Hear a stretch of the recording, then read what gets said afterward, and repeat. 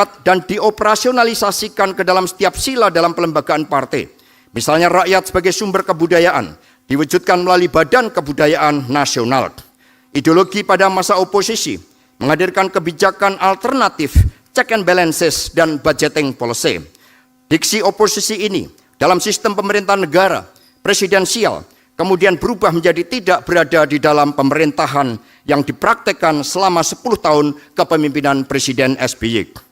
Pada masa kepemimpinannya sebagai presiden yang relatif singkat, Megawati mampu menyelesaikan krisis multidimensi dengan melunasi peminjaman dari IMF, konsolidasi fiskal dengan defisit APBN di bawah 1%, dan pembentukan lembaga badan-badan dan komisi yang sangat strategis seperti MK, KPK, Densus 88, dan lain-lain hingga 10 tahun terakhir melalui BPIP dan BRIN. Kritik kepemimpinan Megawati dari publik antara lain ditujukan pada kebijakan privatisasi BUMN yang bergulir menjadi isu politik pada tahun 2004 dan 2009 dengan tuduhan menjual aset negara. Namun, waktu kini membuktikan bahwa selain sebagai pelaksanaan keputusan TAP MPR, privatisasi dilakukan untuk membangun kedaulatan keuangan negara agar terbebas dari cengkeraman IMF. Ditinjau dari positioning Indosat terhadap PT Telkom Tbk saat ini, membuktikan bahwa kebenaran alasan privatisasi akibat perubahan teknologi yang sangat cepat menjadi voice on internet protokol saat itu. Bukti empiris lainnya, market share Telkom jauh lebih besar daripada Indosat. Internalisasi ideologi dibuktikan dengan temuan hasil survei nasional pada bulan Agustus 2022. Dari slide ini menunjukkan bahwa PDI Perjuangan mendapat peringkat tertinggi dari seluruh partai dalam pelembagaan politik.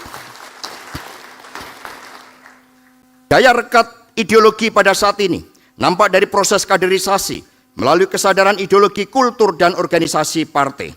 Slide ini selanjutnya menggambarkan suatu konstruk dari model pengukuran ideologi.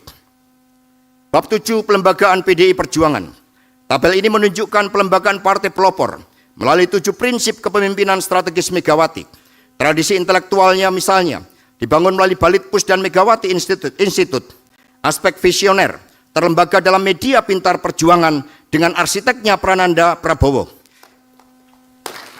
Visioner juga ditunjukkan dalam kajian pola pembangunan nasional semesta dan berencana yang telah diterapkan saat ini untuk Bali dalam jangka 100 tahun ke depan.